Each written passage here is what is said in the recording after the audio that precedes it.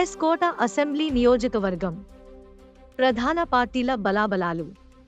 TDP 42.76, YCP 39.82, Janasena 3.64, ఇతరులు 1, neutral 12.78.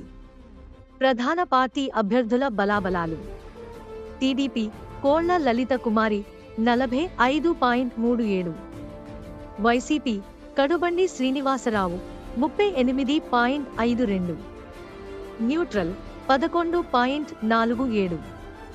Alliance అభ్యర్థుల బలాబలాలు.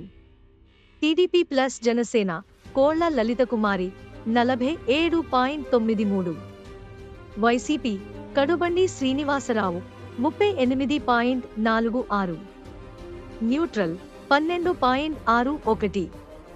ఎస్ కోట అసెంబ్లీ నియోజకవర్గం టీడీపీకి కంచుకోట. కంచుకోటలో తిరిగి పాగా వేసేందుకు టీడీపీ వ్యూహం రచిస్తుంది.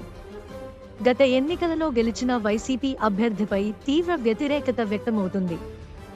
వైసీపీ సీటు కోసం ముక్కోణపు పోటీ జరుగుతుంది. టీడీపీలోనూ సీటు కోసం ద్విముఖ పోటీ జరుగుతుంది.